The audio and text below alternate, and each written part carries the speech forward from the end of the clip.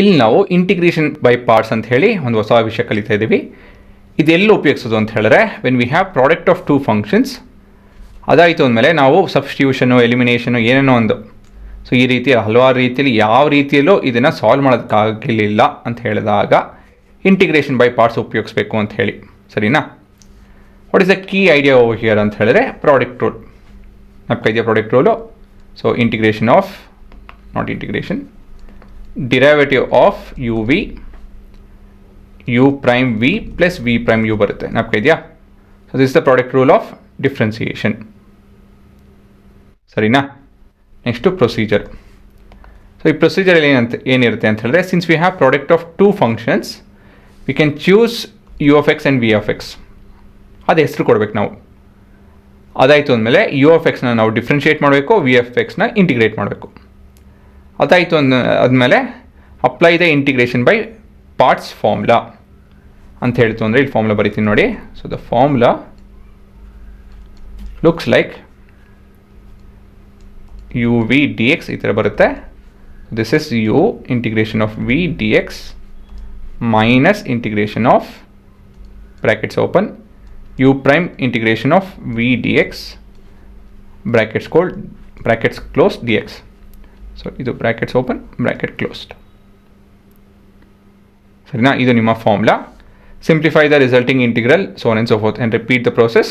So ಇದೆಲ್ಲ ಒಂದೆರಡು problem ಮಾಡಿದಾಗ ಗೊತ್ತಾಗುತ್ತೆ. ಸೊ ಮೇನ್ ಪ್ರೊಸೀಜರು ಈ ಭಾಗ. ಅದರಲ್ಲೂ ಮುಖ್ಯ ಏನಪ್ಪ ಅಂತ ಹೇಳಿದ್ರೆ ಚೂಸಿಂಗ್ ಯು ಆ್ಯಂಡ್ ವಿ.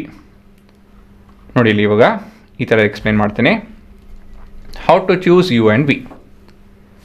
ಇಲ್ಲಿ ನೋಡಿ, ಇಲ್ಲಿ ನೀವು ಯು ಮತ್ತು ವಿನ ಏನು ಮಾಡ್ತಾಯಿದ್ದೀವಿ, ಇಲ್ಲಿ ಯುನ ಡಿಫ್ರೆನ್ಷಿಯೇಟ್ ಮಾಡ್ತಾಯಿದ್ದೀವಿ, ವಿನ ಇಂಟಿಗ್ರೇಟ್ ಮಾಡ್ತಾಯಿದ್ದೀವಿ. ಅದು ಎರಡು ಸತಿ ಇಂಟಿಗ್ರೇಟ್ ಆಗಬೇಕು. ಇಲ್ಲಿ ನೋಡಿ, ಇಲ್ಲಿ ವಾಪಸ್ ಹೋಗಿ ಇಲ್ಲಿ ನಾವು ಯುನ ಡಿಫ್ರೆನ್ಷಿಯೇಟ್ ಮಾಡ್ತಾಯಿದ್ದೀವಿ, ವಿನ ಇಂಟಿಗ್ರೇಟ್ ಮಾಡ್ತಾಯಿದ್ದೀವಿ. ಸೊ ಇದನ್ನು ಮನಸ್ಸಲ್ಲಿ ಇಟ್ಕೊಂಡು ಇಲ್ಲಿ ನೋಡಿ ರೂಲ್ಸ್ ಒಂಥರ ತಮ್ಮ ರೂಲ್ ಇದ್ದಂಗೆ.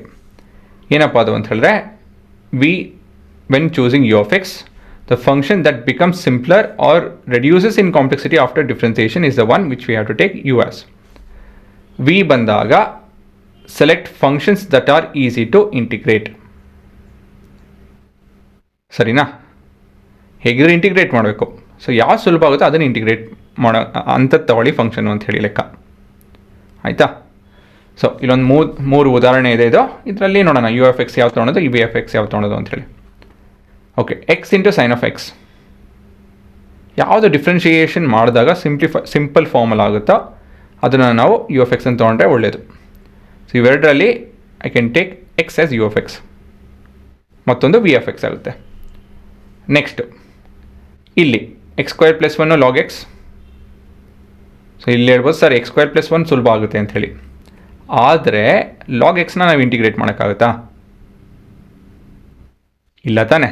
ಹಾಗಾಗಿ because we don't have a integral of log of X V end up taking ಇದು. ಸರಿನಾ? ಇದನ್ನು ಯು ಎಫ್ ಎಕ್ಸ್ ಅಂತ ತೊಗೊತೀವಿ. ಇದನ್ನು ಇಂಟಿಗ್ರೇಟ್ ಮಾಡ್ಬೋದು. ಅದೇ ಉತ್ತರ ಬರುತ್ತೆ ಮುಂದಕ್ಕೆ ಹೋಗ್ತಾ ಕಾಂಪ್ಲೆಕ್ಸ್ ಆಗಲ್ವಾ? ಹೌದು, ಅದೆಲ್ಲ ನಿಜನೇ. ಅದನ್ನು ನಾವು ಮುಂದೆ ಹೋಗ್ತಾ ನೋಡ್ತೀವಿ. ಮತ್ತು ಇದರಲ್ಲಿ ಯು ಎಫ್ ಎಕ್ಸ್ ಯಾವುದು, ವಿ ಎಫ್ ಎಕ್ಸ್ ಯಾವುದು ಹೇಳಿ ಚೂಸ್ ಮಾಡಿ ಅಲ್ವಾ?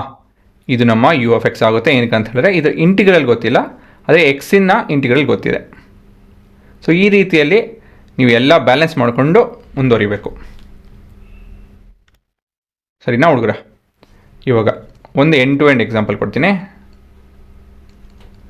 ಎಕ್ಸಾಂಪಲ್ ಎಂಡ್ ಟು ಎಂಡ್ ಅಂತ ಹೇಳಿದ್ರೆ ಕೊನೆಯಿಂದ ಶುರುವಿಂದ ಕೊನೆಯವರೆಗೂ ಉಲ್ಟಾ ಹೇಳಿದೆ.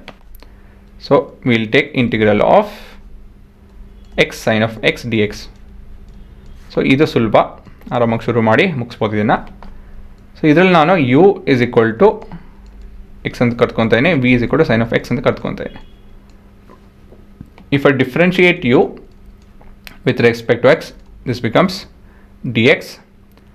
ಮತ್ತು ಇದನ್ನು ಇಂಟಿಗ್ರೇಟ್ ಮಾಡ್ತು ಅಂತ ಹೇಳಿದ್ರೆ with respect to x this become minus cos of X.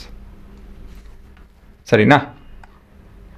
ಇವಾಗ we have u v dx as ಇಲ್ಲಾಂದರೆ i as ಸುಮ್ಮನೆ ಈ ಥರ ಬರ್ಕೊಳ್ಳೋಣ, ಸುಲಭ ಆಗುತ್ತೆ.